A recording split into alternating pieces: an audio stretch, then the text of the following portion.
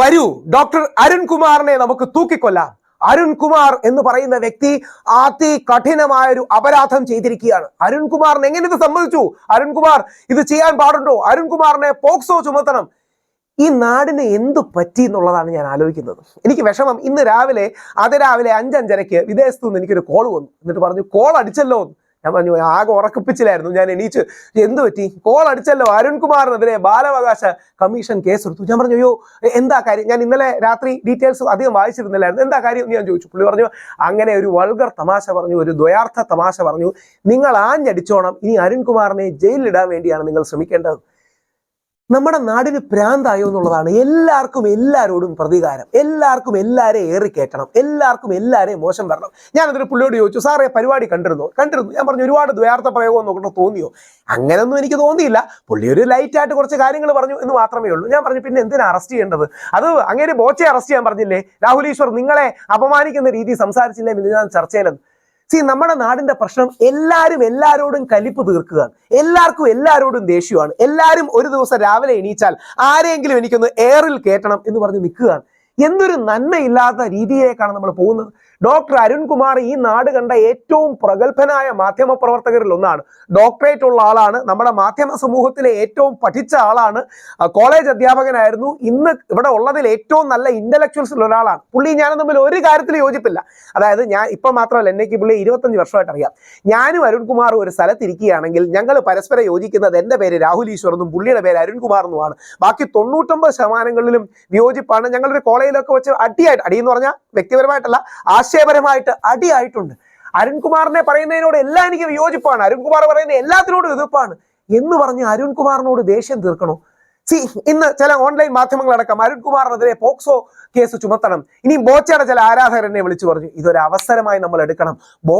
ബോച്ചയ്ക്ക് ദ്വയാർത്ഥ പ്രയോഗത്തിന് arrest ചെയ്തു, അരുൺകുമാറിനെ ദ്വയാർത്ഥ പ്രയോഗത്തിന് arrest ചെയ്യണം. എന്തിന്റെ കേടാണ് നമുക്ക്? ആൾക്കാരോട് വ്യക്തിവിരോധം തീർക്കാനല്ല നമ്മുടെ സാമൂഹിക ജീവിതം ഉപയോഗിക്കേണ്ടത്. അരുൺകുമാർ പറഞ്ഞതിനെ ചില ആൾക്കാർക്ക് ഇഷ്ടപ്പെട്ടില്ല, ശക്തമായി വിമർശിക്കണം. ബാലാവകാശ കമ്മീഷൻ അരുൺകുമാറിന് ഒരു താക്കീത് കൊടുത്തു വിടണം. ഇതല്ലാതെ പിള്ളേരുടെ അച്ഛൻ കൂടിയായ കുടുംബമൊക്കെയുള്ള അരുൺകുമാറിനെതിരെ പോക്സോ കേസ് ചുമത്തണോ? ഇങ്ങനെയാണ് പോക്സോ കേസുകൾ മിസ്യൂസ് ചെയ്യപ്പെടുന്നത്. ഇങ്ങനെയാണ് ഈ നാട്ടിലെ നിയമ സംവിധാനം മിസ്യൂസ് ചെയ്യപ്പെടുന്നത്. ഈ ചാനൽ മുഴുവൻ, എല്ലാ നല്ല ചാനലും, ഏഷ്യാനെറ്റ് അല്ലെങ്കിൽ മനോരമ അല്ലെങ്കിൽ Mathrubhumi, flowers, reporter, media one, ജനം, ന്യൂസ് 18, വേറെ ചാനലിന്റെ പേര് വിട്ടുപോകണമെന്ന് അറിയില്ല, എല്ലാ ചാനലും ഇനി വിട്ടുപോകണമെങ്കിൽ ക്ഷമിക്കണം. ഇവരെല്ലാം യുവജനോത്സവങ്ങളിൽ പോകുന്നത് നമ്മുടെ പിള്ളേരെ പ്രൊമോട്ട് ചെയ്യാനല്ലേ, നമ്മുടെ യുവജനങ്ങളെ പ്രൊമോട്ട് ചെയ്യാനല്ലേ. അവരുടെ തലയും മുഖവും ഒക്കെ TV വന്ന് അവർക്ക് അതിൽ നിന്ന് പ്രോത്സാഹനം കിട്ടി, സിനിമാ അവസരങ്ങൾ കിട്ടി, സീരിയൽ അവസരങ്ങൾ കിട്ടി, കലയുടെ അവസരങ്ങൾ കിട്ടി ജീവിക്കണം എന്നൊക്കെ ഉദ്ദേശമല്ലേ പോകുന്നത്.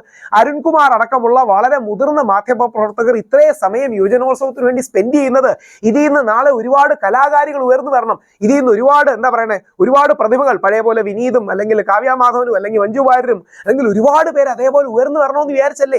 ഒരു പരിപാടിയിൽ ഒപ്പനയ്ക്ക് ഒരു പെൺകുട്ടി വന്നിരുന്നു. വളരെ സുന്ദരിയായ ഒരു പെൺകുട്ടിയായിരുന്നു. അരുണും റിപ്പോർട്ടറും കൂടെ തമാശ രൂപേണ ഈ റിപ്പോർട്ടർക്ക് ഒപ്പനയുടെ ആളോട് കണ്ടപ്പം പ്രണയം തോന്നി എന്നൊക്കെ പറഞ്ഞ് ആലങ്കാരികമായിട്ടൊരു കാര്യം ചെയ്തു. അതിന്റെ പേരിൽ ഇയാൾക്കെതിരെ പോക്സോ ചുമത്തണം എന്ന് പറയുന്നത് നമ്മുടെ മനസ്സിലെ കലിയാണ്. എല്ലാവർക്കും എല്ലാവരോടും ദേഷ്യമാണ്. ആരെ ഇന്ന് എനിക്ക് ഏറി കയറ്റാൻ പറ്റി എന്നുള്ളതാണ് എൻ്റെ ജീവിതത്തിലെ മാനദണ്ഡം എന്ന് വിശ്വസിക്കുന്ന ഒരു അവസ്ഥയിലേക്ക് പോകരുത്. അരുൺകുമാറിന് പൂർണ്ണമായി ഐക്യദാർഢ്യം നേരുന്നു. വേറൊന്നും കൊണ്ടല്ല, അരുണിന്റെ നല്ല ഉദ്ദേശത്തോടെയല്ലേ പോയത്. ഇനി അരുണിന്റെ ഒരു വാക്ക് അങ്ങോട്ടും ഇങ്ങോട്ടും മാറിപ്പോയി ഇരിക്കട്ടെ. അരുണിനെ വിമർശിക്കാം, അരുണിനൊരു താക്കീത് കൊടുക്കാം, അരുണിന് ബാലാവകാശ കമ്മീഷൻ ഒരു ശാസന കൊടുക്കാം. അതിന്റെ പേരിൽ കേസെടുത്ത് വേട്ടയാടുന്നതിന് എന്ത് ന്യായമാണ്? ഞാൻ അരുണിനോട് അനുകൂലം ഉണ്ടായിട്ടല്ല പറയുന്നത്. മിനിഞ്ഞാന്ന് ഞാനും അരുണും കൂടെ അങ്ങോട്ടും ഇങ്ങോട്ടും അടി കൂടിക്കൊണ്ട് പറഞ്ഞാണ്. ഞാൻ അരുണിനോട് പറഞ്ഞു, നിങ്ങൾക്ക് എന്തിന്റെ കുഴപ്പമാണ്, നിങ്ങളുടെ ലോജിക്ക് തെറ്റാണ്, ഒരു ബിക്കിനി പ്രയോഗമൊക്കെ പറഞ്ഞ് അങ്ങോട്ടും ഇങ്ങോട്ടും ഒക്കെ അടികൂടി. അരുൺ തിരിച്ചും പറഞ്ഞു, രാഹുലിന് കുറച്ച് കണ്ടാൽ കൺട്രോൾ പോകുന്നൊക്കെ ചോദിച്ചു. ഇതൊക്കെ ആശയപരമായ ദേഷ്യങ്ങളാണ്, വ്യക്തിപരമായ വിരോധമല്ല. നമ്മുടെ നാടിന് ഇത് കലികാലമാണ്. കലി എന്ന് പറഞ്ഞാൽ മനസ്സിലെ ദേഷ്യവും പ്രതികാരവുമാണ്. എല്ലാവർക്കും എല്ലാവരോടും ദേഷ്യം, എല്ലാവർക്കും എല്ലാവരോടും തീർക്കണം. ഇത് തന്നെ ഹണി റോസിന്റെ സിനിമ മാറ്റി വെച്ചു. ഇന്നലെ ഒരാളെന്നെ വിളിച്ചു പറഞ്ഞു, വലിയ വിജയമായല്ലോ, ഹണി റോസിന്റെ സിനിമ പോസ്റ്റ്പോൺ ചെയ്തു എന്ന്. ഞാൻ പറഞ്ഞു, എനിക്ക് എന്ത് വിജയമാണ് ഹണി റോസിന്റെ സിനിമ പോസ്റ്റ്പോൺ ചെയ്തുകൊണ്ട്? എന്ത് തരം മനോഭാവമാണ് നമ്മുടെ നാട്ടുകാർക്ക്? ഒറ്റ കാര്യം ഓർക്കുക, വ്യക്തിയെ എതിർക്കുക, ക്ഷമിക്കണം, വ്യക്തിയെ ബഹുമാനിക്കുക, നിലപാടിനെ എതിർക്കുക. വ്യക്തിയെ ബഹുമാനിക്കുക, സമീപനത്തെ എതിർക്കുക. ഹണി റോസിന്റെ സമീപനത്തെ എതിർക്കുക, ശരീരത്തെ എതിർക്കുകയല്ല. അരുണിന്റെ ഏതെങ്കിലും ഒരു വാക്ക് പറഞ്ഞെങ്കിൽ ആ വാക്കിനെ എതിർക്കുക, അരുണിനെ അധിക്ഷേപിക്കലല്ല. ഇനി അരുണിന്റെ പരിപാടിക്ക് താഴെ മുഴുവൻ ചെന്ന് കമന്റ് ചെയ്ത് അരുൺ മോശക്കാരാണെന്ന് ചെയ്ത് പോക്സോ പോക്സോ എന്ന് പറയുന്നത് നമ്മുടെ മനസ്സിലെ ജീർണതയും വൃത്തികേടുമാണ്. അത് നമ്മൾ ചെയ്യരുത്. ഡോക്ടർ അരുൺകുമാറിന് പൂർണ്ണമായി ഐക്യദാർഢ്യം പ്രകടിപ്പിക്കേണ്ട ഒരു അവസരത്തിലൂടെയാണ് നമ്മൾ കടന്നു പോകുന്നത്. നാളെ ആർക്കും ഇനി പറ്റുന്ന എന്താ അറിയോ, അരുണോ അല്ലെങ്കിൽ ബാക്കി ആരോ ഇത് മനസ്സിൽ വെച്ചിരിക്കും. നാളെ വേറെ ഏതെങ്കിലും ചാനലിലെ ഏതെങ്കിലും ഒരാൾക്ക് ഒരു വാക്ക് തെറ്റിപ്പോവും, അല്ലെങ്കിൽ വാക്ക് ശരിയല്ലാതെ വരും, ചാടി വീഴും. ഇവനെതിരെ പോക്സോ കേസ് എടുക്കണം, അവനെതിരെ കേസ് എടുക്കണം. ഇത് എന്തിന്റെ കേടാണ്? നമുക്ക് ഈ മനസ്സിലെ കലിയാണ് നമ്മൾ അതിജീവിക്കേണ്ടത്. അതാണ് കലികാലത്ത് നമ്മൾ ചെയ്യേണ്ട കാര്യം. ദൈവത്തെ ഓർത്ത് എല്ലാ ദിവസവും ആരെങ്കിലും ഏറിൽ കയറ്റാമെന്ന് പറഞ്ഞ് എണീക്കരുത്. ആരെങ്കിലും അധിക്ഷേപിക്കാം, അപമാനിക്കാം.